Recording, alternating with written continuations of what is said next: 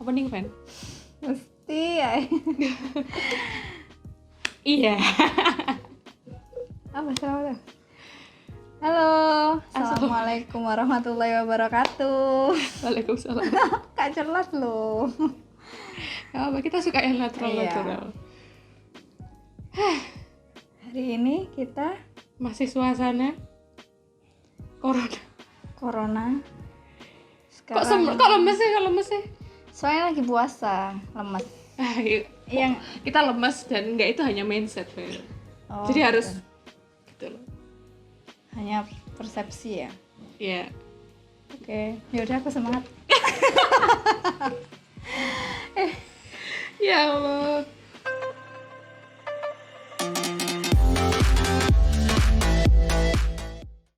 Jadi kita itu selalu bingung untuk bikin opening di video di awal karena nggak punya patokan sama sekali gitu. Iya, saya kita nggak ada inspirasi kiblat youtuber. Iya, mungkin agak bodoh memang jadi youtuber. Mungkin Ala-ala. kalian bisa komen lah gimana caranya bikin opening yang bagus ya. Ya gitu Atau yang loh. kalian mau. Atau Tapi herannya adalah kalau misalkan kita lagi ngobrol biasa ya biasa aja gitu loh. Tapi kalau misalkan lagi dihadapkan kamera itu tiba-tiba langsung mau ngapain gitu. kaget lah ya, mendadak ngartis. Enggak deh. Malu. Ya wes lah. Ya udahlah ya. Mari kita lanjutkan. Oke.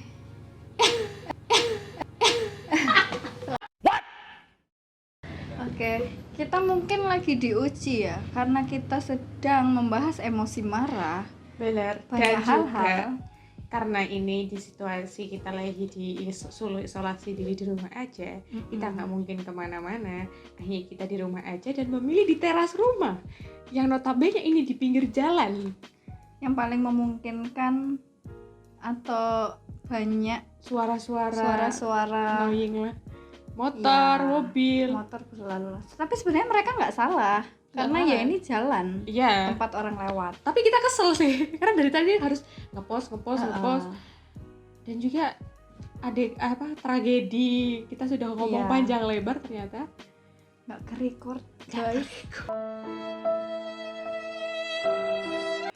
terus kita kayak Oke, tapi nggak apa-apa, karena ya namanya proses kan. Ya nggak mungkin lah kita membuat sesuatu terus semuanya berjalan mulus-mulus aja kan, akan nggak ada ceritanya. Buktinya kita bisa ceritakan ke teman-teman semuanya. Jadi kita udah setengah jam lebih ngobrol. Yang kita ngobrolnya emang karena kita selalu mengalir ya ngobrolnya. Jadi kita nggak akan bisa mengulang apa yang kita obrolkan tadi. Jadi kita ngobrol mulai lagi nih dari awal. kita akan membahas tentang sumbu pendek atau emosi marah. Emosi marah. Mungkin semua orang, nggak terkecuali siapapun, pasti pernah merasakan marah kan ya. Mungkin ada hal-hal kecil yang terjadi dalam hidup kita yang Sering memunculkan rasa gitu. Iya, sering di jalan Contohnya pas macet misalkan, tiba-tiba macet. Terus udah kayak keburu-buru, aduh, ini rasanya kayak sekebun binatang itu pengen keluar gitu kayaknya. Kucing, sapi, tikus, monyet gitu. Sejak kapan kebun binatang beternak tikus? Oh iya ya kan, Yang ada tikus jadi bahan makanan binatang yang lain. Mana ada tikus jadi di kebun binatang? Pernah lihat? Pernah ada. Kamu nggak pernah ke Batu Secret Zoo ya? Aku nggak ke Batu Secret Zoo sih, Ya aku di kebun binatang Surabaya. Karena kamu belum pernah, berarti nanti kapan-kapan kita ke Batu Secret Zoo ya. Aku tunjukin kamu tikus yang ada di kebun binatang. Banyak jenis tikus bukan cuma tikus curut aja. Oke, itu kan dia udah masih marahnya muncul guys. Aku tidak marah teman-teman, aku mau memprotes dia. Bisa ya tikus di kebun binatang. Tikus nggak ada di kebun binatang kata Feby. Apalagi ya yang sering hal-hal yang membuat kita nggak sengaja terus jadinya emosi banget itu kayak misalnya di jalan. Iya, di jalanan Ada yang tadi yang kita ceritain di sebelum ke record ini. Aku tiba-tiba inget, iya, ibu-ibu yang harusnya belok kanan tapi ngesen kiri. terus nggak tolak-toleh duluan, tiba-tiba langsung belok, Terus kan kalau ditegur dia yang marah. kurang ajar, rasanya pengen gitu kan. Maaf ya Bu, nggak apa-apa kok. Tapi soalnya ibu tetap benar meskipun kita bilang kayak gitu. Iya sih, maksudnya aku mau nyalain ibu-ibu juga, terus kadang sekarang aku juga mulai kayak gitu kan. Dan mulai ada hawa-hawa ibu-ibu. Iya, kadang aku di jalan juga mikir kayak, kok aku jadi begini sih. Dulu ketika aku lagi nyalain sen, udah belok langsung matikan, inget gitu loh. Tapi udah beberapa kali ini tuh habis belok, aku lupa gak nyalain, baru inget terus setelah sekian menit kemudian atau sekian kilometer kemudian baru inget. Oh iya. Ini kalau kata senior di kantorku, karena orang-orang yang sudah berumur itu maksudnya beban pikirannya lebih banyak daripada yang mungkin kita dulu masih. Kenapa kok kan gitu. Perbandingannya dulu sekarang kan. Iya sih. Dulu kita mungkin nggak, ketika naik motor kita fokus sama motornya itu. Jalan gitu, ya jalan. Kok sekarang kita naik motor yang dipikirin bukan motornya tapi hal-hal lain. Gitu. Apalagi kamu suka ngelamun-ngelamun di jalan gitu kan. Iya sih, bener. Karena udah ngesen, udah jalan, terus iya sih belum dimatiin. Karena terdistrak pikiran itu tadi. Mungkin ibu-ibu kayak gitu. Mungkin ya itu jawaban yang sebenarnya di sebelumnya kita tanyain, kenapa ibu-ibu kalau belok kanan ngesen kiri. Udah ketemu nih jawabannya. Ibu-ibu pasti banyak pikiran. Mungkin ketika di jalan dia ngonceng terus dipikirin, nanti masak apa ya? Gitu. Atau anakku nanti gimana ya gitu.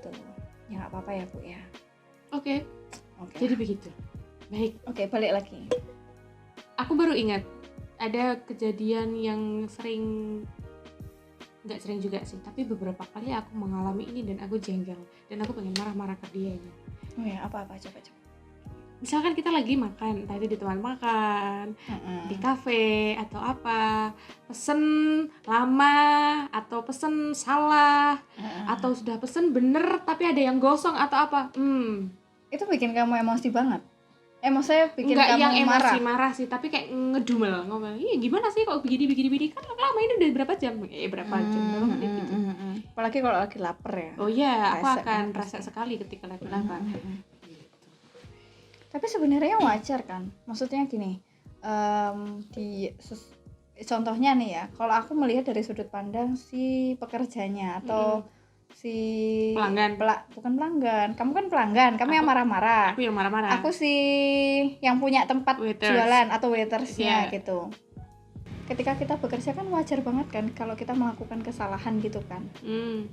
Ya nggak sih? Iya juga sih, tapi ya itu akhirnya membuat si pelanggan itu emosi. Karena pelanggan tidak menempatkan dirinya di posisi waitress. Ya harusnya dia sesuai SOP kan. Iya sih. Ekspektasi yang membuat lagi ekspektasi yang bikin kita marah. Harusnya dunia itu adil. Harusnya si waiters itu nggak boleh melakukan kesalahan sama sekali. Harusnya ibu-ibu itu sen kiri ya beloknya ke kiri, bukan ke kanan. Harusnya dan harus yang lainnya. Iya, itu loh yang bikin kita tuh. Itu yang bikin kita jadi nggak bisa sumbu pendek dan kita nggak bisa santai menerima sesuatu. Iya.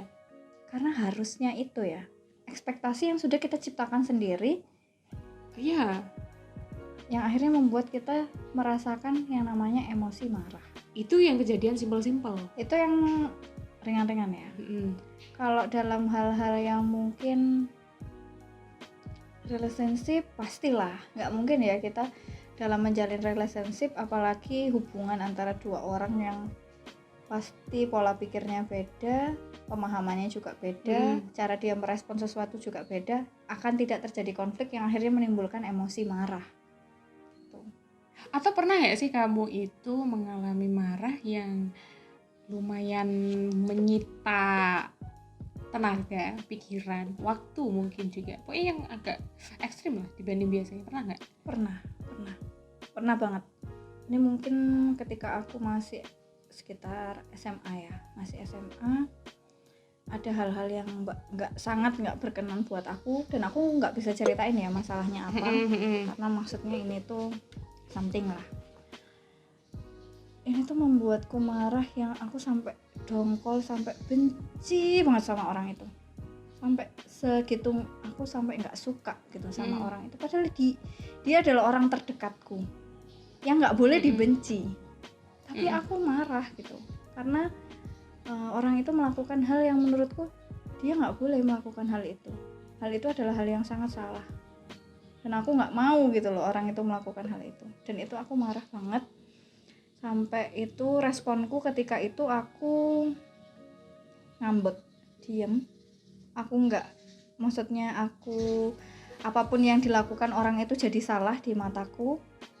Kemudian aku jadi kayak apa ya, jadi sensian gitu loh kalau ke orang itu gitu. Jadi sensi, jadi sampai orang itu menyadari akhirnya, sampai tanya, apa sih kesalahanku kok kamu sampai marah-marah kayak gitu. Maksudnya marahnya itu yang nggak diungkapkan, aku nggak ngomong, seharusnya kan aku ngomong kamu tuh melakukan kesalahan ini. Akhirnya aku marah, enggak, aku nggak ngomong dia salah apa, aku tapi sudah menilai dia salah. Jadi akhirnya munculnya ke sikapku ke dia yang nggak benar gitu loh. Itu sih aku. Tapi iya sih, ini kayak dampak marah itu sesignifikan itu ya, sampai bener-bener kita itu terbawa secara emosi juga pasti ya, misalnya pikiran, fisik pun juga akan mempengaruhi kayak gitu. Iya, fisik pun akan sampai kayak gitunya gitu loh. Karena gini, kalau aku sih pernah juga sih, kalau yang ekstrim ini beberapa bulan yang lalu, bukan beberapa bulan yang lalu, mungkin aja. Enggak, udah lama sih. Kamu juga pernah aku ceritain sih, yang sampai ya adalah satu momen yang aku benar-benar marah dan aku kecewa sama perilaku itu. Mungkin karena emosi ini sudah aku pressure, karena sudah pernah terjadi beberapa kali, tapi aku mencoba ya sudah, tapi tidak berusaha untuk menyelesaikan unfinished business. Ketika ada trigger langsung muntah rasanya, marahnya itu sampai yang di luar lepas kontrol lah. Ya untungnya aku tidak banting-banting apapun yang ada di sekitarku, tapi lebih kayak menyakiti diri sendiri. Tidak menyayat-nyayat, tidak. Berarti sampai separah itu ya? Maksudnya, tapi sampai mukul-mukul gitu loh, karena aku saking marahnya gitu loh. Dan tuh dari suara ini tuh rasanya udah kayak rasa orang kalau lagi teriak banget itu bergetar banget gitu loh di sini.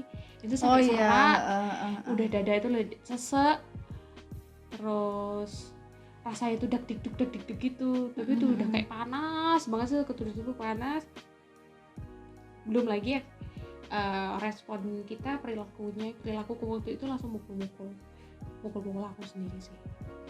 Ketika itu kamu marah banget ya? Marah banget. Posisi marah itu banget. Yang marah banget, yang banget yang menurutku banget. Tapi kalau misalkan akhir-akhir ini ya pernah sih beberapa bulan yang lalu yang lagi gila-gilanya lah. Lagi bodoh gitulah, lagi bodoh, marah, nangis sih kalau itu. Jadi ternyata kita itu beda-beda.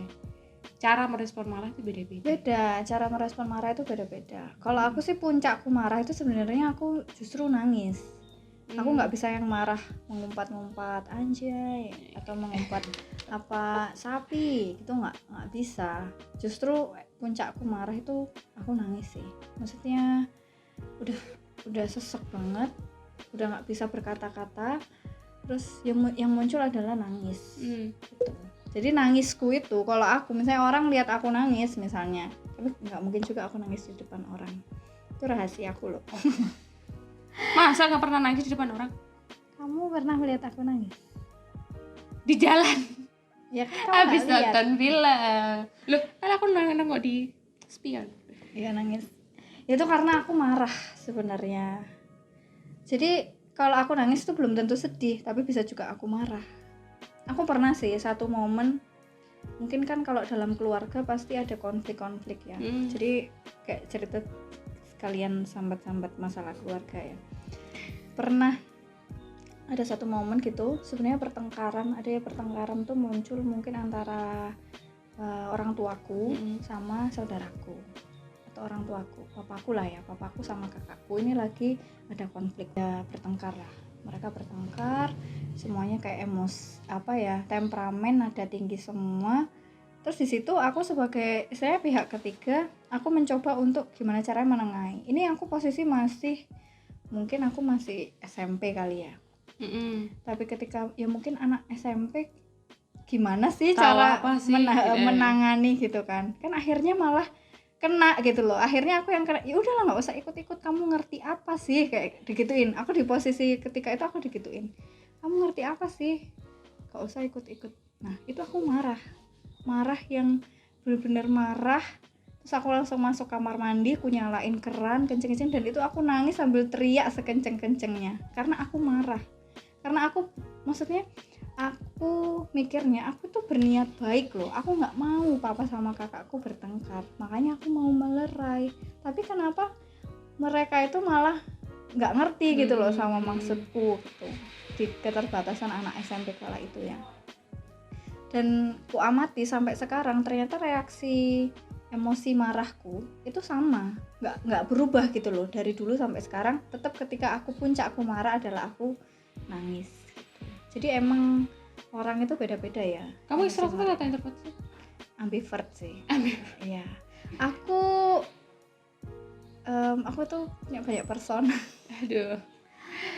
Aduh susah ya. Ya sudah. Ya oke lah, mau itu introvert atau extrovert kita pasti punya respon marah yang beda-beda sih. Kalau misalkan kamu dengan nangis, aku lebih kayak iya aku luapkan gitu loh. Ngomong ya. Ngedumel sih lebih banyak. Kalau sampai yang banting-banting enggak sih. Tapi kamu pernah dulu. Pernah ya. Tuh kuliah. Ceritain lagi deh. Iya kah? Kenapa? Bukan. Ya, aku jadi lupa deh. Bukan banting-banting sih. Nendang-nendang gitu. Nendang kursi. Pokoknya mungkin kamu lagi emosi banget ya, kayak lagi nggak terima akan suatu hal, terus apa sih gitu. Oh iya, aku lebih spontan gitu sih. Iya, tapi nggak yang spontan. banting. Misalkan ada kan orang yang marah handphone dibanting. Oh iya, enggak, apa dibanting? Enggak lah, ya kali enggak. Aku beli itu juga mahal-mahal, ngapain dibanting? Iya. Gitu kan, itu malah merugikan gitu. Kalau misalkan responku spontanitas, aku mukul apa sebenarnya ya yang dipukul nggak ngerasa apa-apa. Kalau misalkan meja dipukul nggak masalah. Ya, tapi kan ya sakit kan aku kan. Iya, itu kayak yang udah aku bilang itu tadi kan. Kalau misalkan aku malah itu lebih ke ngedumel ngomong, atau aku melukai diri sendiri lah. Anggap aja aku melukai diri sendiri, tapi nggak yang ngeliat gitu. Itu kalau lagi marah yang ekstrim. Kalau yang tapi itu udah termasuk ekstrim kalau sampai melukai diri sendiri loh ya. Ya enggak, aku nggak yang kayak gitu. Maksudnya nggak yang nyayat, tapi kalau yang mukul-mukul ya pernah. Tapi itu memang karena benar-benar marah banget sih. Lagi-lagi harusnya itu yang jadi pemicu. Harusnya aku nggak bisa memposisikan diriku menjadi orang lain yang notabene dia yang memicu marah dengan gitu. Oke. Aku nggak bisa memahaminya itu. Jadi berarti kalau misalnya bisa ku sedikit ambil kesimpulan ya, kita itu manusia ya, wajar sih kita merasa marah ya. Benar. Apalagi ketika ada hal-hal yang nggak berkenan sama kita, atau nggak sesuai sama value kita, nggak sesuai sama apa yang sudah kita ekspektasikan. Ya wajar kita merasa marah. Karena kita karena kita itu, setiap manusia itu dibekali istilahnya kita sudah punya emosi dalam diri kita. Gitu. Dan orang-orang kan menganggap kalau kita sedikit-sedikit marah atau sumbu pendek lah ya katamu, itu sebagai orang yang emosian. Orangnya emosian tuh, dikit-dikit marah gitu ya. Nah, tapi sebenarnya itu lebih tepat kalau disebut temperamen.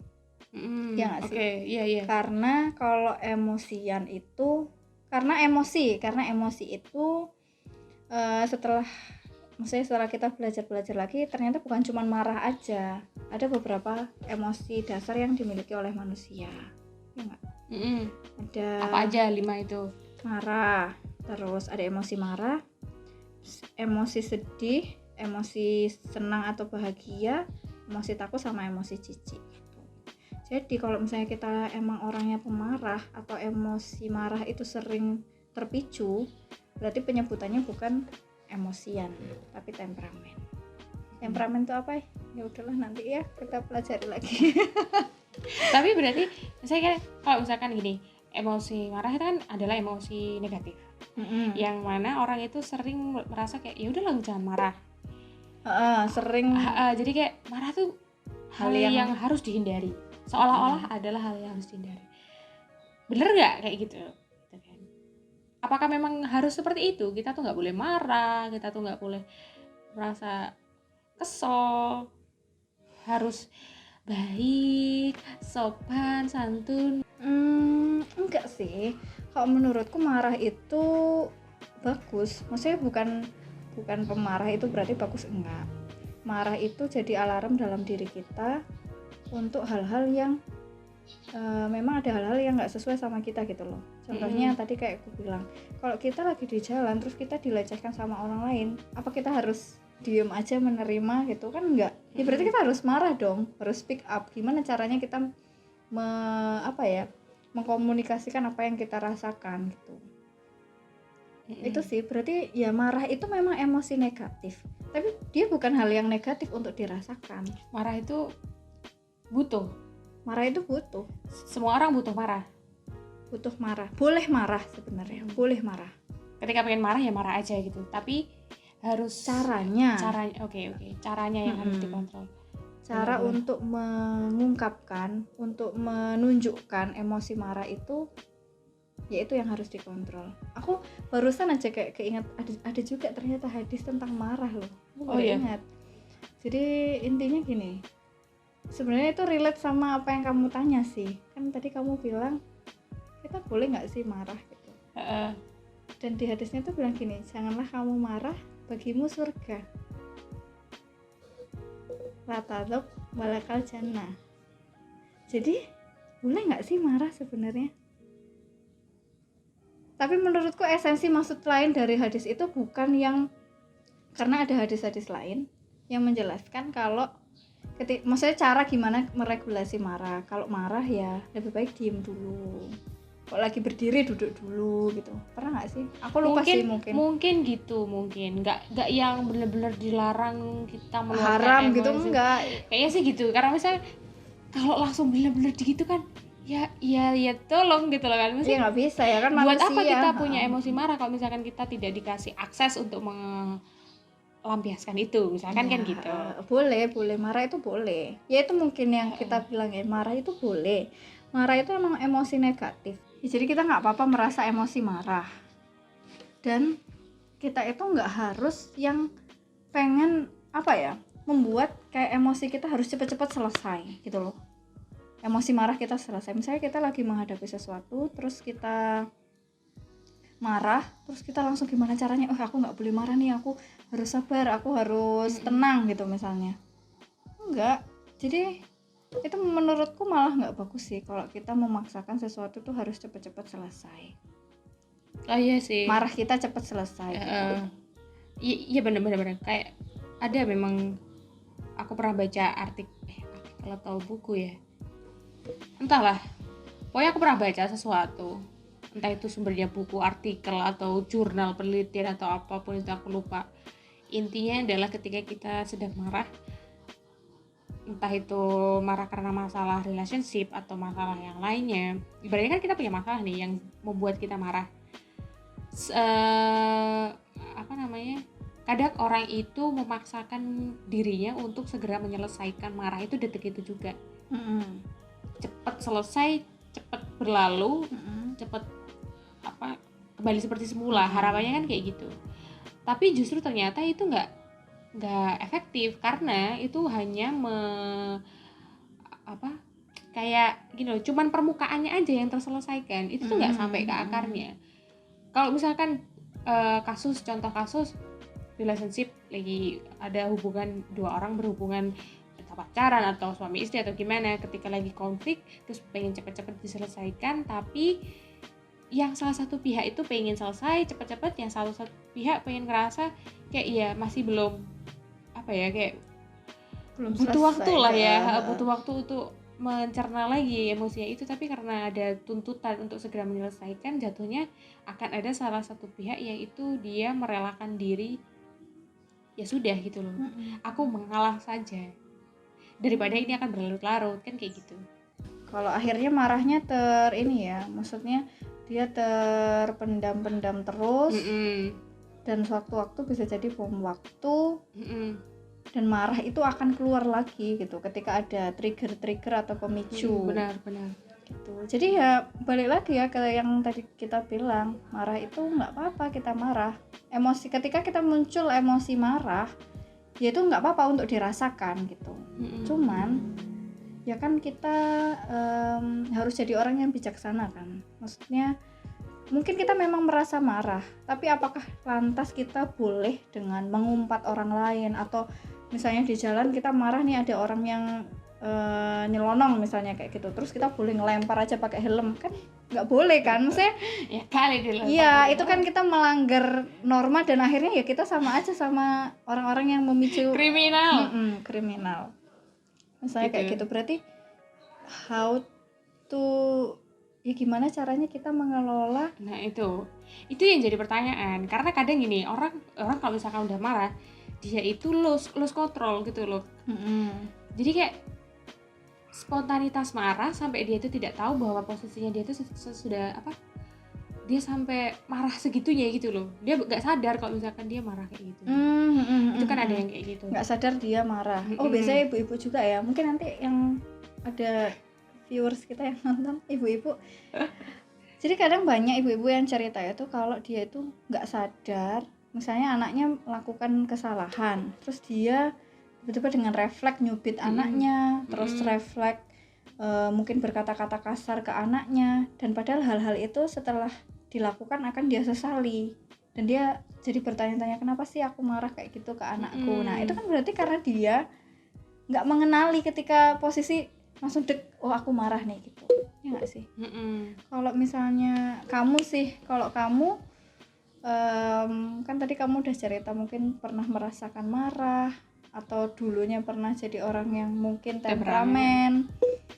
Kalau versimu, gimana caranya kamu mengelola emosi marahmu sampai istilahnya kamu bisa lebih reda lah?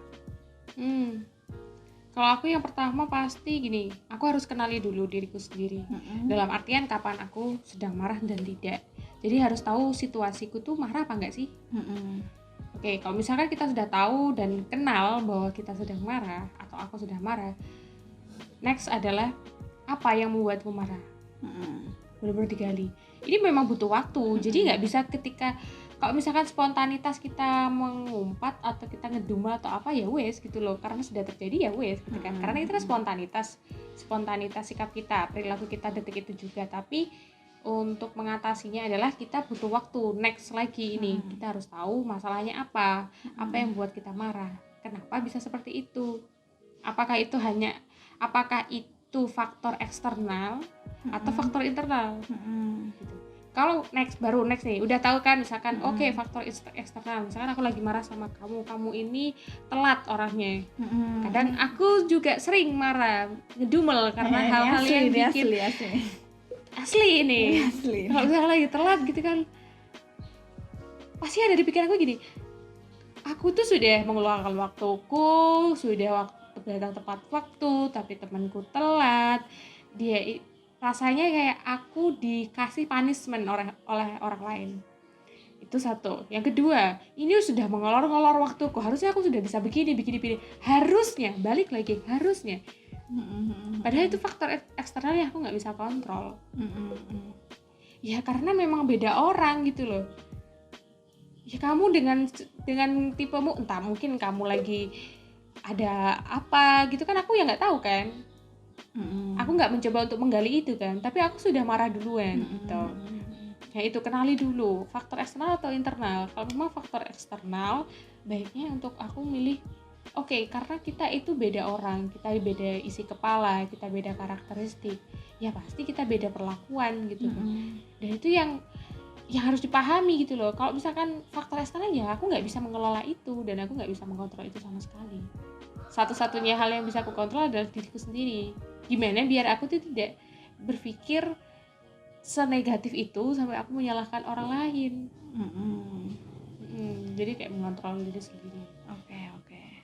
Jadi yang ku garis bawahi ya, yang pertama ketika kita mungkin ketika langsung marah gitu ya, kan pasti kita langsung terasa secara fisik ya, langsung terasa secara fisik, mungkin langsung ngerasain tuh kayak sesek gitu kan di dada ketika kita marah.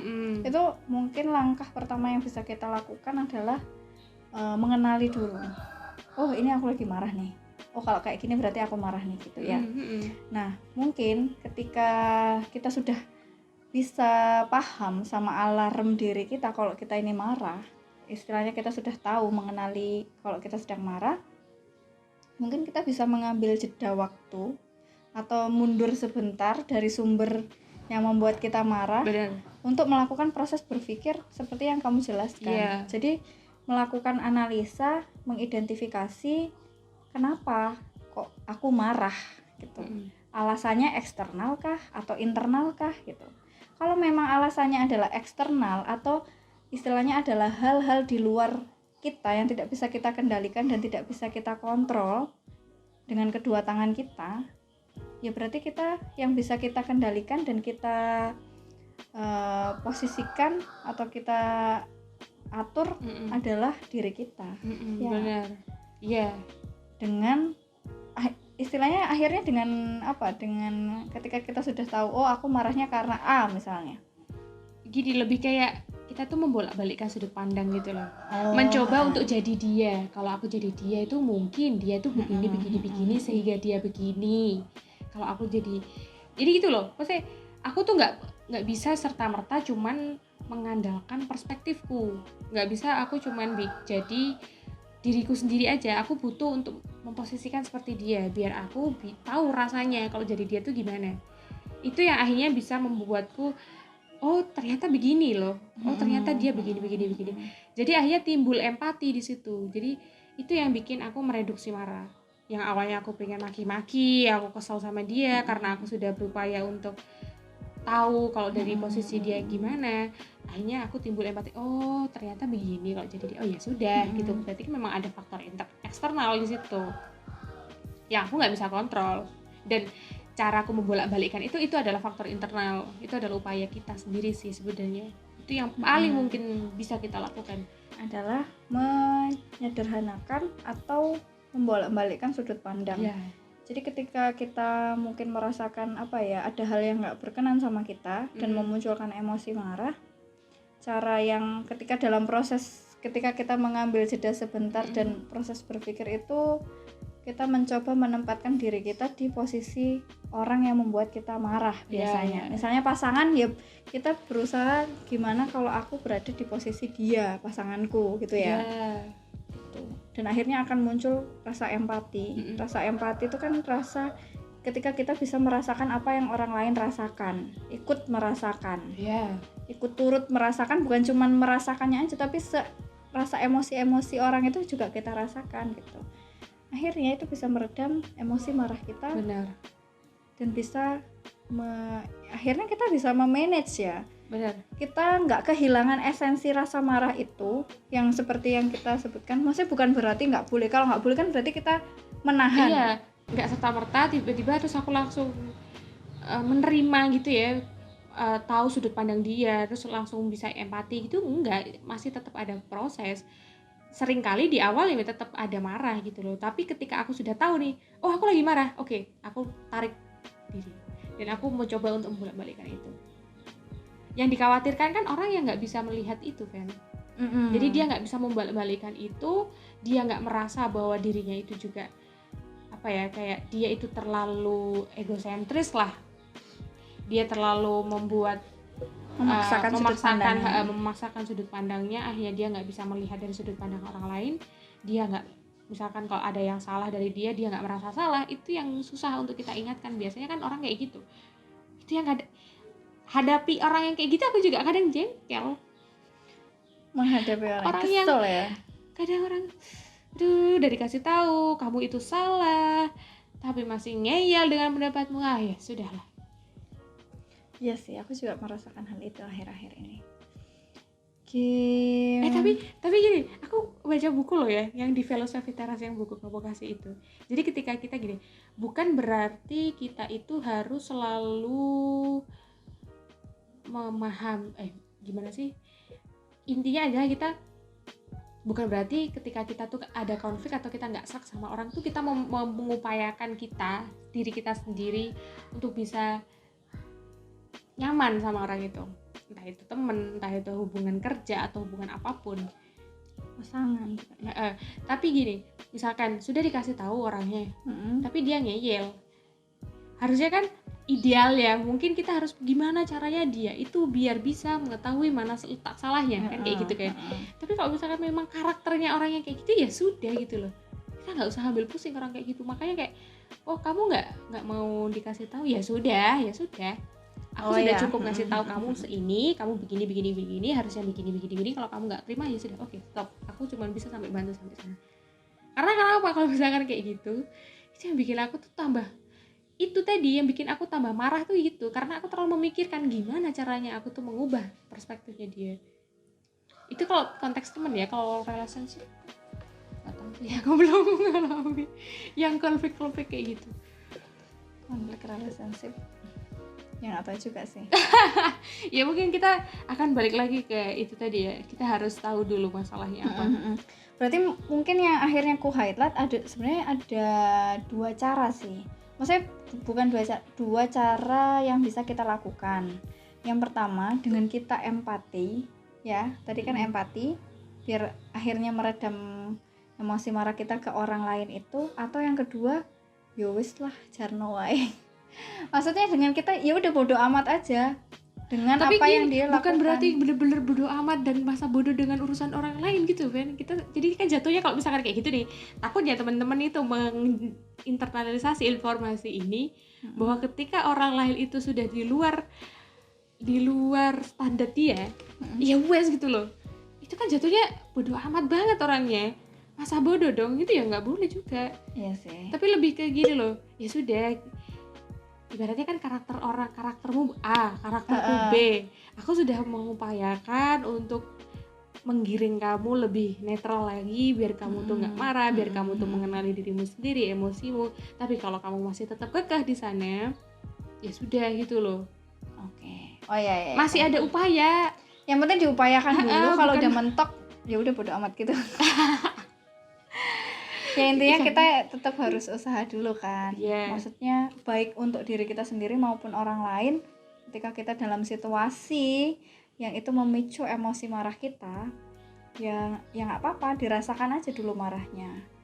Nanti baru kita mulai mengatur strategi gimana cara mengelola marah kita itu biar tidak merugikan orang lain gitu istilahnya. Merugikan, yang terpenting tidak merugikan orang lain dan merugikan diri kita sendiri sih pastinya. Ya, atau mungkin kalau misalkan teman-teman susah menerapkan itu, ditulis. Betul. Ditulis, lagi-lagi ditulis. Kita sering banget ngomong ditulis.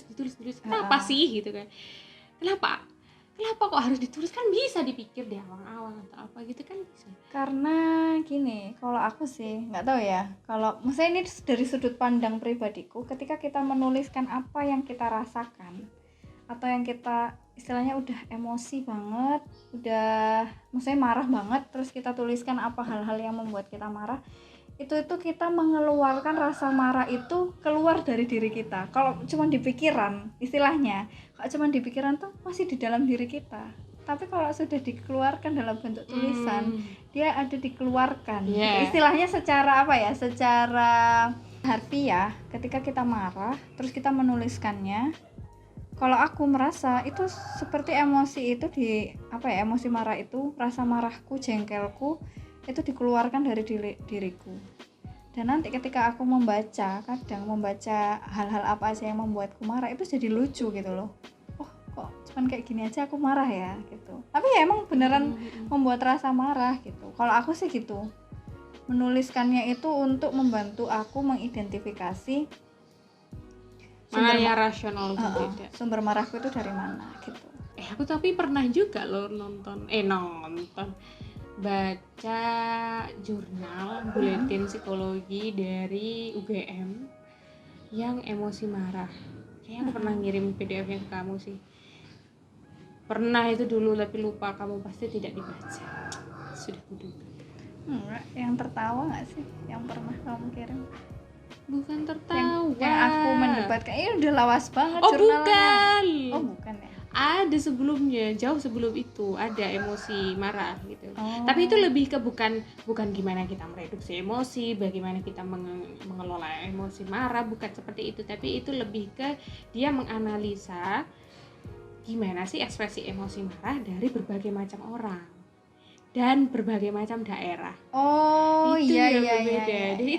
Dan itu juga harus kita ini juga loh, maksudnya kita tahu nih gimana caranya kita mereduksi marah, bagaimana kita mengidentifikasi marah biar kita nggak marah lagi. Tapi kita juga harus kenali juga lingkungan sekitar. Di situ tuh dijelaskan kok misalkan orang Jawa cenderung kurang asertif, apa-apa sungkan, marah tuh harus dipendem. Apa sih bahasanya? Aku lupa kalau istilah orang Jawa. Pokoknya sebisa mungkin kita tuh nggak menunjukkan lah. Orang marah, Jawa itu kan gitu kan. Kalau orang Jawa kan kayak gitu. Kalau suku lain misalkan Batak, mereka lebih frontal, mereka lebih berani mengungkapkan rasa marahnya. Kan kayak gitu, lebih itu. Dan berbagai macam suku lainnya di Indonesia kan kayak gitu. Tapi ya itu emosi orang gitu loh. Kadang yang misalkan suku Batak atau suku Madura atau suku apa yang notabene dia lebih keras dari sisi bahasanya dibanding suku Jawa, ketika dia ngomong biasa aja terkesan orang Jawa yang merespon, oh kamu kok marah, padahal dia biasa aja gitu kan. Oh iya, gitu. Karena ada bias budaya ya. Iya, ada bias budaya. Kita juga harus paham di situ kita posisinya di mana. Mungkin itu kita harus memahami posisi di mana kita marahnya, kenapa. Oke. Cari tahu dulu orangnya tuh siapa orang ini. Dan ini sih ngomong-ngomong lagi soal budaya ya, kan aku kan orang Jawa, kamu juga Jawa kan? Jawa. Kita secara tidak langsung dididik di budaya kita itu untuk tidak terlalu menunjukkan ekspresi emosi kita. Ini bukan terutama emosi negatif ya, kayak emosi marah, sedih. Kemudian itu istilahnya kita nggak boleh terlalu menunjukkan ke orang lain gitu. Emang budaya itu mempengaruhi orang mengekspresikan emosinya. Budaya-budaya itu akhirnya kita punya keterbatasan untuk mengekspresikan emosi. Aku tahu poinnya. Jadi tuh begini.